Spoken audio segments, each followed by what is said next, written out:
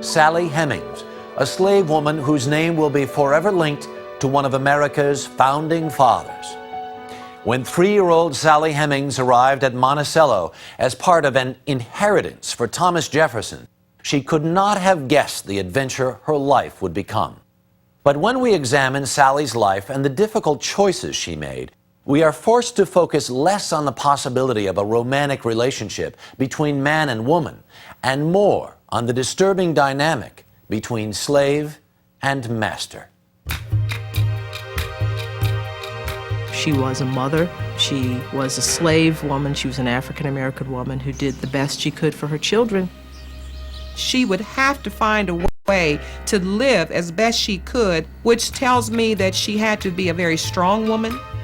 The story of Tom and Sally is the longest-running miniseries or soap opera in American history. How she felt about him? Who knows? Being owned is not exactly a desirable state of affairs.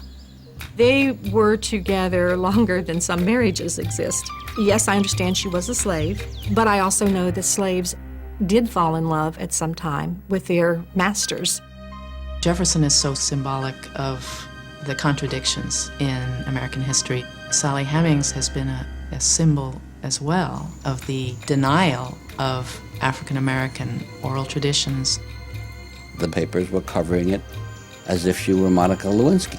Was it a scandal? Of course it was. Do we look at it with new eyes? I think we do.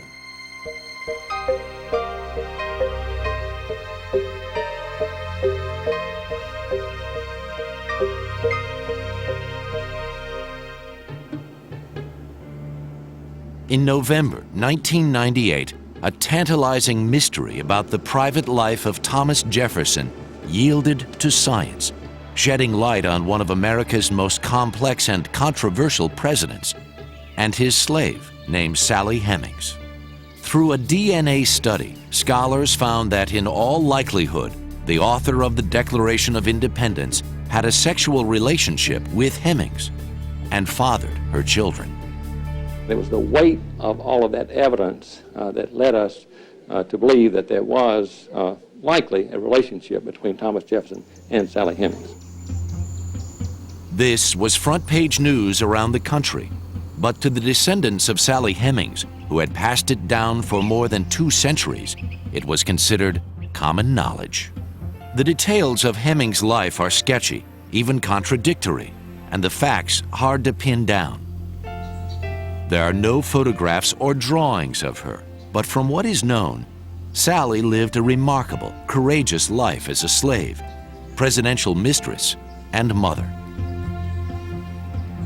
The first Hemings to put Sally's story into the public record was her son, Madison. In 1873, the 68-year-old Madison dictated his memoirs to an Ohio newspaper reporter. The Pike County Republican decided they were going to do a series of stories that had to do with ex-slaves. Madison was one of the most well-known ex-slaves that lived in the community. As a matter of fact, all of his neighbors knew the story of what his purported lineage was. For the first time, Sally Hemings' life was presented to the world. The story of the woman who would become renowned as Dusky Sally began with her grandmother in West Africa in the mid-1700s. The young woman, known as Baya Baya, was rounded up with others and forced onto a slave ship. Baya Baya became a slave in America. It was customary during that time that if you have a friend to visit you, not only do you feed him his food and his drink, they also would offer you a bed partner. This young girl, the African girl, was given to John Hemings. Sex with Captain Hemings produced a daughter, Betty. The girl grew up as a slave on the tobacco plantation of a man named John Wales in Virginia. Betty would have a fate similar to her mother's. John Wells had been married several times and his wives had died. He took her as his concubine, and she bore 6 children for him. One of their children, Sally, was born in 1773. Even though her father and 3 of her grandparents were white, making her 3/4 white, Sally Hemings was still considered black and a slave. If you had a child and you were an enslaved woman, then your children also became slaves. And with that, parents didn't have say over what would happen to their children when they grew up. They would have to answer to someone else for the major events in their lives. Baby Sally had a white half-sister named Martha from her master's first marriage. The year before Sally was born, Martha had married a wealthy 29-year-old revolutionary named Thomas Jefferson. By all accounts, Thomas and Martha were deeply in love. The year after Martha's marriage, her father died. She inherited Betty Hemings and her children. Sally was just 2 years old when she moved to the Jeffersons' mountaintop estate, Monticello.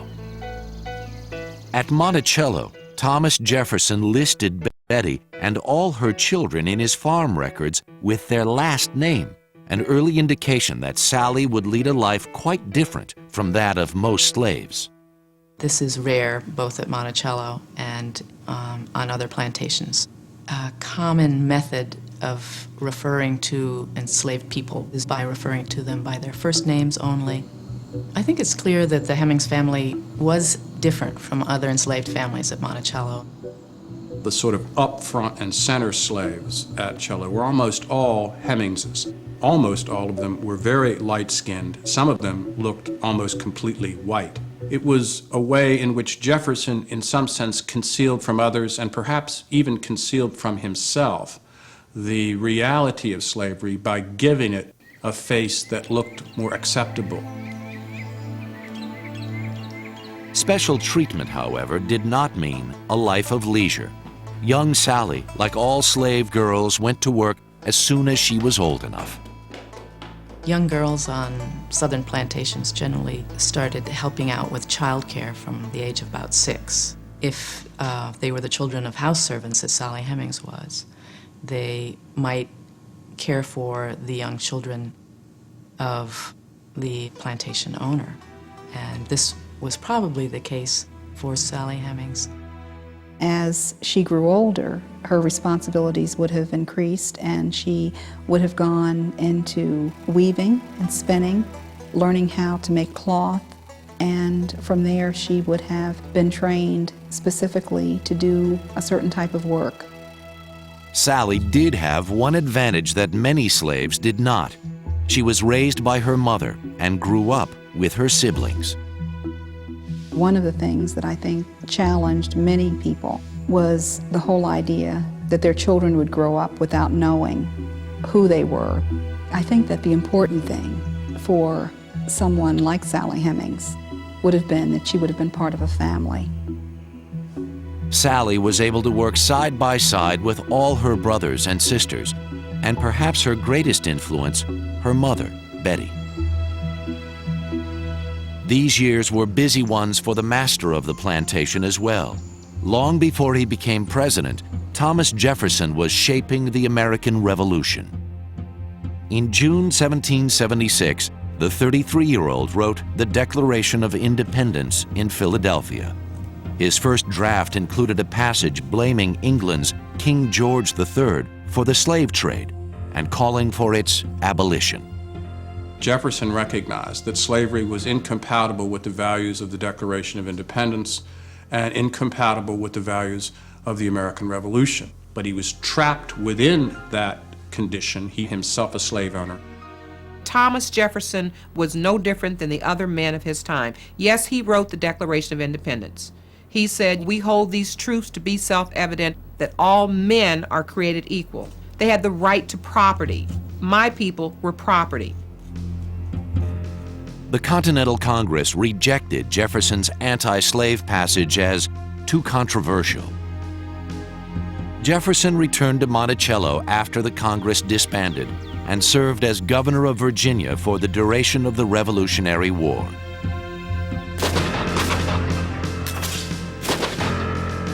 Sally Hemings and Jefferson's other slaves maintained a steady rhythm of life while the fight for independence was raging around them.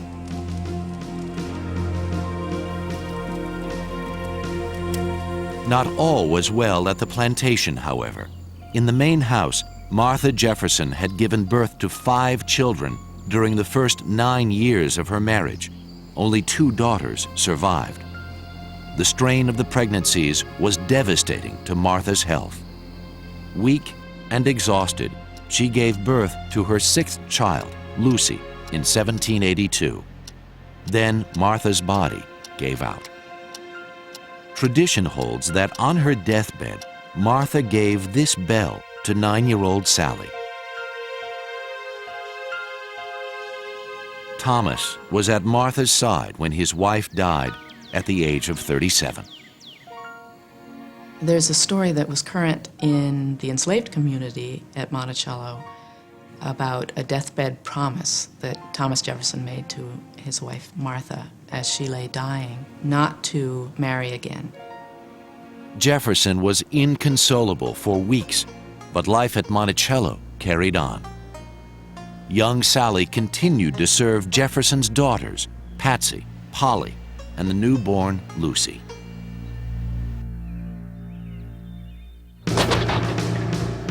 The Revolutionary War ended in triumph the following year, but Thomas Jefferson was still depressed over his wife's death. So in 1784, he accepted a post overseas. He was overwhelmed with grief, and in part he needed to flee the memories of Martha at Monticello, and so he accepted a post as American minister in Paris. Jefferson took with him his oldest daughter, Patsy, and 1 slave, Sally's older brother, James Hemings. Young Sally, who by some accounts bore a strong resemblance to her half-sister Martha, stayed behind. After a few years, she would join her brother and her master in Paris, and her life would be transformed.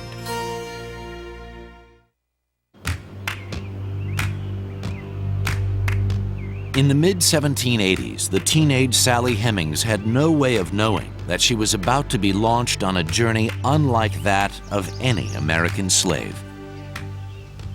Her master, Thomas Jefferson, still in mourning for his wife Martha, had taken a post in France as the American ambassador. His oldest daughter, Patsy, was living with him, along with Sally's older brother, James. Sally was sent to live with Jefferson's younger daughters, Polly and Lucy, at their aunt and uncle's Virginia plantation. Sally's primary duty there was to wait on the 2 girls. While Jefferson was overseas, he received heartbreaking news.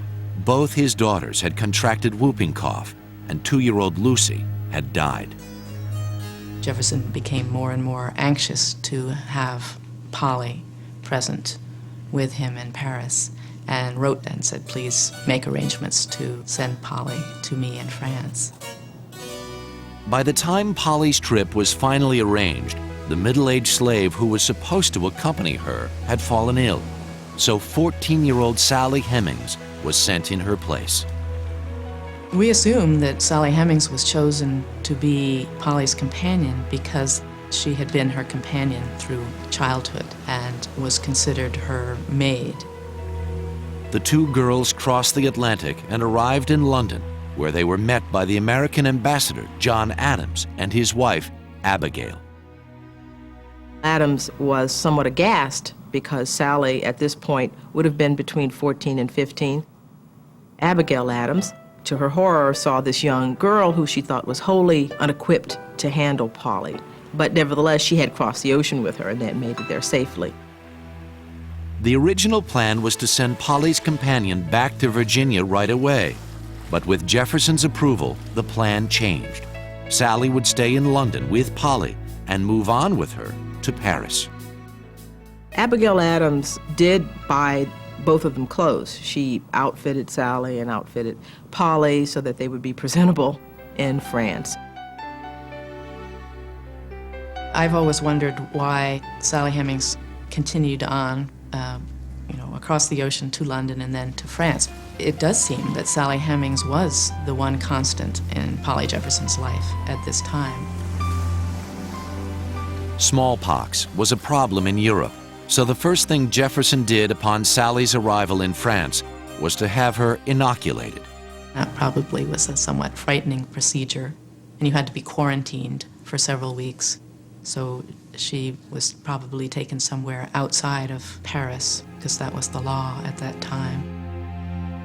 Sally Hemings was now ready to embark on an adventure that most Virginia girls, much less slaves, could only dream about: living in Paris.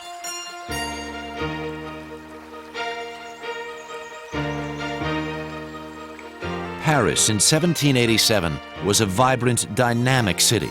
Exquisite architecture rose high above the streets, in direct contrast to the revolutionary mood of the crowds below. The 14-year-old slave was deluged with new experiences and fresh ideas. The whole experience must have been incredibly exciting for a young girl, any young girl, and certainly a person who had grown up on the plantation in Virginia. While she was there, she was given, it is believed by some historians, some tutoring in the French language. She also was given training as a lady's maid, which meant not only was she taught to do the hair of the ladies in the fashion of the day, but she was also taught to launder fine linens and clothing. And then she was taught as a dressmaker in the highest order.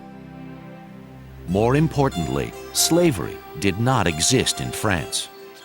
While she was in Paris, of course, she was free. So Sally was a slave that tasted freedom. I think Sally was able to see herself in a way that gave her a level of self-esteem that she probably never would have had she remained at Monticello. Sally's older brother James had come to Paris with Jefferson 3 years before to be trained in the art of French cooking. James, no doubt, taught Sally how to interact with the French servants in Jefferson's household and helped her learn French customs and culture. James was also being paid for his services. Soon, so was Sally. As long as she stayed in France, she was a free person, and so she was paid as a servant would be. However, not as much, but at least she experienced being paid for what you do. Sally also had the unique experience of living on her own when Jefferson sent her to a boarding house for more than a month. The owner of the house, one Madame Dupré, was the Jefferson family laundress. There's no reason to suppose that Madame Dupré would be acting as a slave master in that role. All these types of experiences go into making them. It's sort of not the equivalent of a grand tour, but it would be something like that, to find herself in the middle of Paris, in the middle of this very, very opulent time, and having a chance to live on her own. Jefferson's daughters, Patsy and Polly, who attended a convent school, also introduced Sally to other sides of Parisian life.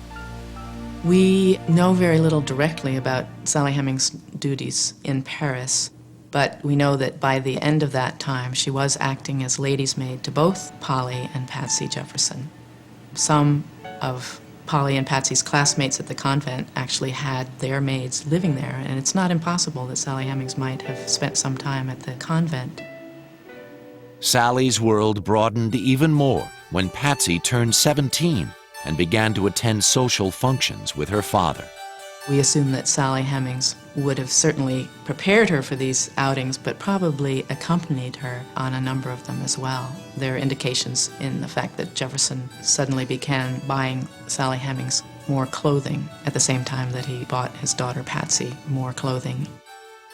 There were letters that came to Patsy from friends that she had in Paris, and in the letters they always mentioned Sally. Sally seemed to be more a part of what was going on in Patsy's life than she would have been at Monticello. It would also seem that Ambassador Jefferson was one of those who began to treat Sally differently in Paris.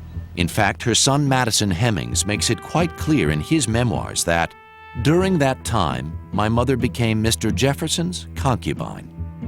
The teenage slave from Virginia had forged a completely new life in an exciting and foreign land.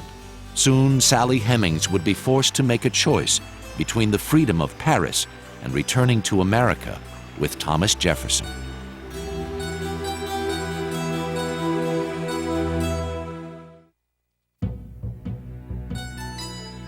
In the late 1780s, Sally Hemings was a slave living in a country where slavery didn't exist.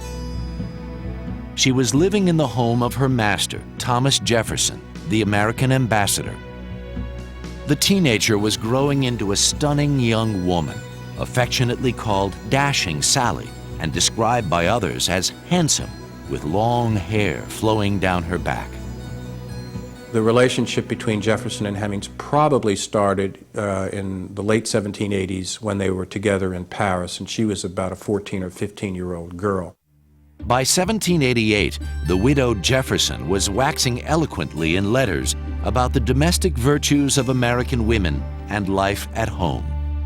Jefferson talks about women in his letters as the guardians of virtue in that family unit, and a belief that the bucolic, rural, farming world of Virginia is his real favorite and his ideal.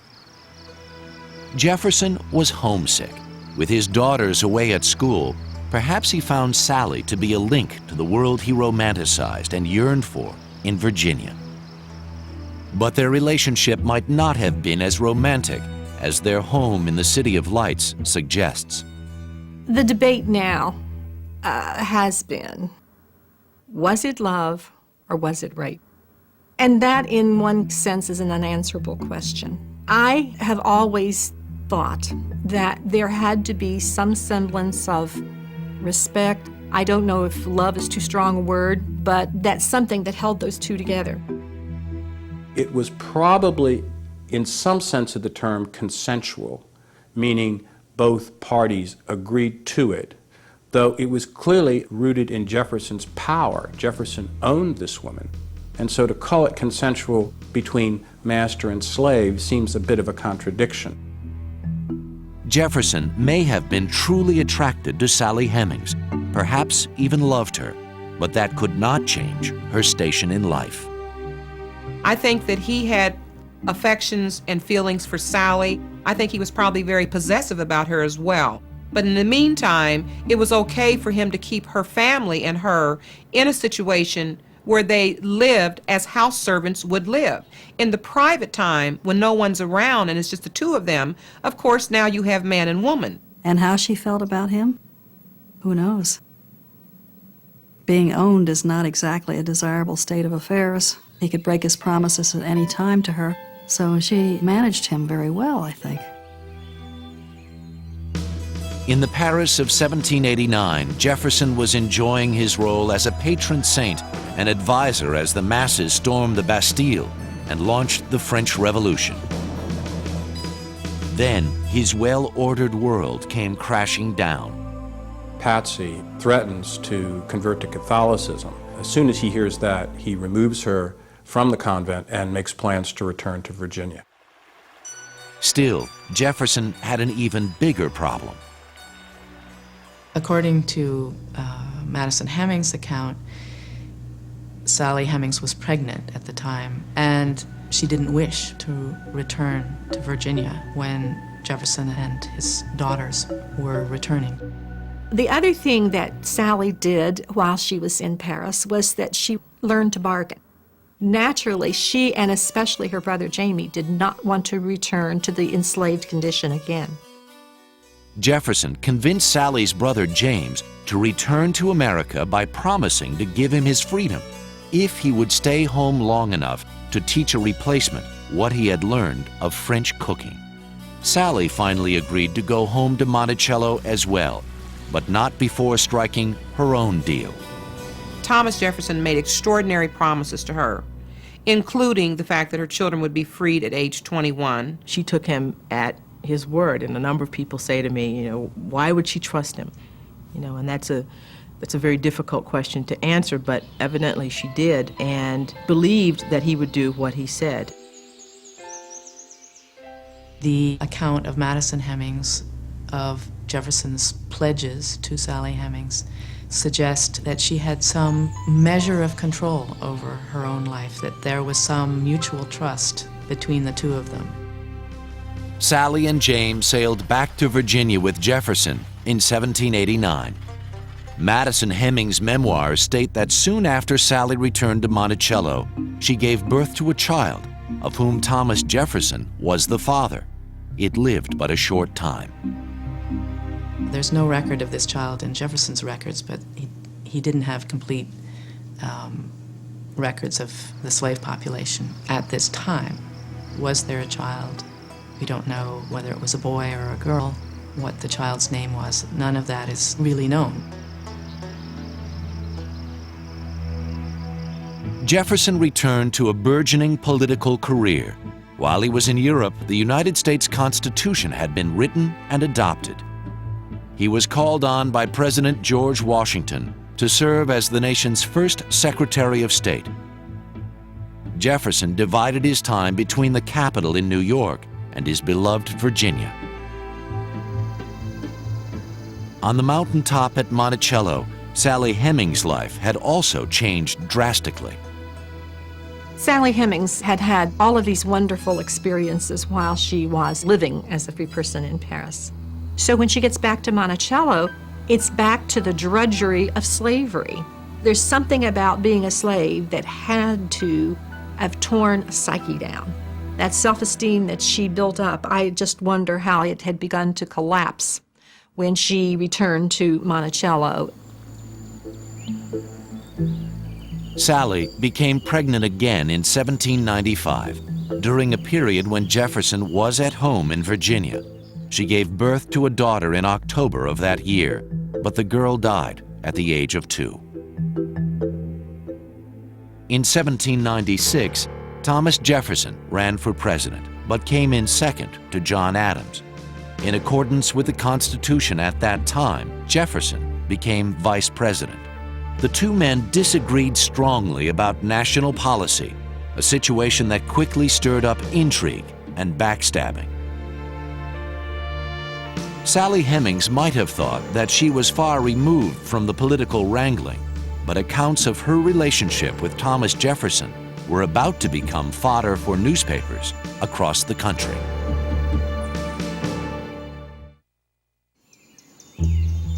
By 1797, Sally Hemings had been back from Paris for 8 years and had resumed her role as a slave at Monticello. Her master, Vice President Thomas Jefferson, was away much of the time, plotting against his arch-rival and boss, President John Adams. Yet in April 1798, 25-year-old Sally gave birth to her first recorded son, Beverly. A very striking pattern emerges from this comparison of this information, in that of the 6 children born to Sally Hemings that we know of from Jefferson's records, all were conceived when Jefferson was at Monticello, and several of them were conceived within 3 weeks of his return from an absence in Philadelphia or Washington. Sally's duties at Monticello were comparatively light after her return from Paris. She took care of Jefferson's chamber and wardrobe, looked after the children, and did some housework and sewing. When Sally realized what her fate in life was going to be, when she returned to Monticello as a slave, it seems that Sally pretty much lived for this promise that she was able to extract from Thomas Jefferson while she was in Paris, that her children would be freed at age 21. Hemings lived in several locations near the hilltop at Monticello, before she apparently settled into one of the servants' rooms under the South Terrace.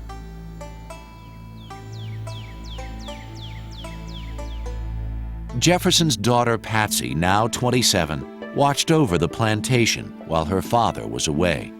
25-year-old Sally was obliged to follow Patsy's orders, regardless of her status as Jefferson's mistress and the unspoken reality that Sally was Patsy's aunt. She lived in a house with her half-sister's child in charge, telling her what to do. So it must have been a very difficult role for her to be. She must have been a heck of a diplomat to be able to skate on this ice that was so thin. If Sally ever decided that she made a mistake leaving France and not taking her freedom, what could she do about that? Nothing. She would be stuck with her decision. So it would also put her in a situation that she would have to find a way to live as best she could based on what was available to her. While Sally Hemings tended to Jefferson's home and the children, the vice president spent most of his time in Philadelphia, embroiled in the struggles of the new American government. The relationship between Jefferson and Hemings made sense for Jefferson. He was a man obsessed with control. It meant that he could devote the bulk of his other energies to his public career without the customary obligations of a husband. He had an unexpected bonus. He had Martha's half-sister. Now, having someone who's beautiful, has a spirit and personality and essence of this woman that you loved, but also someone that you own, gives you a situation where you can have your cake and eat it too. He didn't have to be faithful to her, and we have heard of no other woman during that tenure that occupied his interest, at least publicly. So we think that he was fascinated with her, and that was quite a trick. They were together longer than some marriages exist. Yes, I understand she was a slave, but I also know that slaves did fall in love at some time with their masters. To say that there could be no feeling is to say that someone that is enslaved is not lovable. To say that there could not have been feeling on the part of Sally also says that a slave could not love. Whether it was love or just convenience, their relationship would not remain private for long. By 1799, a full-blown political war was raging in Philadelphia. Vice President Thomas Jefferson had secretly enlisted a journalist named James Callender to attack his political enemies, in particular, President John Adams. Criticism of government officials was illegal at the time under the Sedition Act, and Callender ended up in jail. His work didn't entirely tip the scales of victory in the next presidential election, but Jefferson did beat Adams, and Jefferson was sworn in as the third President of the United States in March 1801. Shortly afterwards, Callender was released from jail. He'd served a year in this really miserable jail, and he'd suffered. So he said, okay, I'd like to be the postmaster of Richmond. And please also pay my fine that I had to pay, and I can't afford the $200. And essentially, Jefferson said, you're too hot now. Goodbye and good luck. Callender brooded for a year over this betrayal before he struck back in the way he knew best. When Jefferson didn't give him an appointment as postmaster of Richmond, he turned against him, and he used whatever was at his disposal. Sally Hemings was just a tool. Callender had picked up enough evidence of Jefferson's relationship with Hemings to write an article about it in the Richmond Recorder. He broke the story in September of 1802 of the woman he called Dusky Sally. Well, the story exploded after he found out that she appeared white. He stopped calling her that and referred to her as the African Venus. A series of articles explained that Jefferson and Hemings had begun a relationship in Paris and that the pair had children. Callender wrote, "It is well known that the man whom it delighteth the people to honor keeps and for many years has kept as his concubine one of his slaves. Her name is Sally." Newspapers across the country picked up the story. As Callender knew, the scandal in Virginia was not so much that the plantation owner was making use sexually of a slave, because that happened all the time. It was that he treated her with respect. Jefferson himself never directly denied the allegation, but his supporters did. What they could not deny was that there was a slave at Jefferson's home in Virginia named Sally, and that her children bore an uncanny resemblance to the President of the United States. The public was titillated, but Jefferson played the scandal perfectly. He did things according to the rules of that game. As long as he didn't take Sally down to the church and say, we're going to get married, things were fine. The story had no long-lasting effect on Jefferson's presidency, and in 1804, he won re-election by a landslide. As for Sally Hemings, no one knows if she had any reaction to the scandal or even saw the articles about herself. There's been questions as to whether or not Sally was literate or not, and whether could she read and write. I question if she really did. Even if Sally was literate, she left no documents behind. But almost 200 years later, DNA test would speak louder than any letter in her own hand ever could.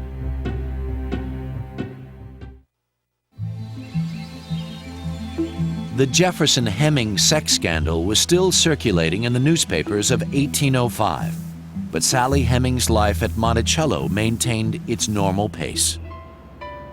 The 35-year-old gave birth to a son, Madison, that year. 3 years later, another boy, Eston, was born. Sally's master, Thomas Jefferson, was now 65 and starting to slow down. His second term as president ended in 1809, and Jefferson returned to Monticello for good. His oldest daughter, Patsy, had moved in with her 11 children, and Jefferson loved his role as patriarch and doting grandfather. It was a part he never played with Hemings' children, something that bothered Sally's son, Madison, a great deal. In his memoirs, he recalled that Jefferson was not in the habit of showing partiality or fatherly affection to us children. We were the only children of his by a slave woman. He was affectionate toward his white grandchildren. Jefferson never acknowledged his paternity of Sally's children. Jefferson recognized that if he were to admit that he was the father, this would have been politically disadvantageous, very harmful to him at that time. But even more important to Jefferson was his own survival in the memory of posterity. While Jefferson wasn't affectionate to her children, Sally Hemings did achieve one important victory. Jefferson kept the promise he made to her in Paris 30 years earlier. In 1822, Sally's older children, Beverly and Harriet, turned 21 and were noted in Jefferson's farm book as runaways. There were runaways periodically over the course of Jefferson's life as a slaveholder, and he usually made an attempt to recover his escaped slaves and would expend considerable money to bring them back to Monticello. But not Sally's children. They were allowed to leave. Harriet was even given $50 and put on a stagecoach. Noting them as runaways was an unofficial method of freeing them. Both passed as white, later married, and lived in white society. Jefferson's actions may have given them their freedom, but it was their mother, Sally, who traded her freedom for theirs and prepared them for life after slavery. Sally did give her children a head start in the world. She certainly raised them to be hardworking and skillful and literate. She taught them a way to get around in the world. On July 4th, 1826, 4 years after freeing Sally's two children, and 50 years to the day after signing the Declaration of Independence, Thomas Jefferson died. In Jefferson's will, he freed only 5 of his 130 slaves. All were members of the Hemings clan. 3 were older men, well past their prime. The other 2 were 21-year-old Madison Hemings and 18-year-old Eston. Not only did Thomas Jefferson free these 2 boys, he also made a petition to the legislature to allow them to stay in the state of Virginia. The rule at that time was that if you're a freed slave and you stay in the state of Virginia past a year, you automatically could become enslaved again. Madison and Eston Hemings did stay in Virginia as free men. But Sally was not freed in Jefferson's will.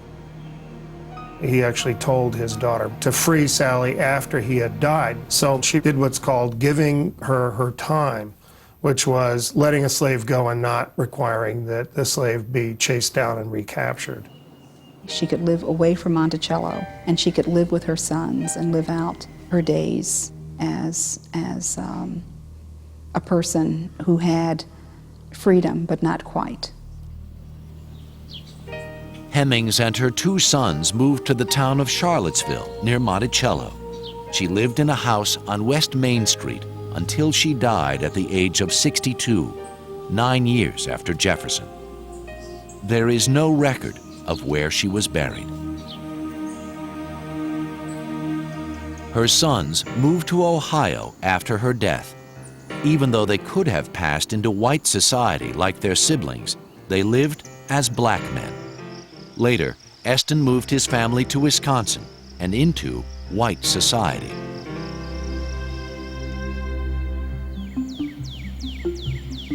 Before the DNA results, the idea of Thomas Jefferson and Sally Hemings' relationship was widely discredited. A slow accumulation of letters and documents over 2 centuries brought no definite answer, and oral histories were often ignored.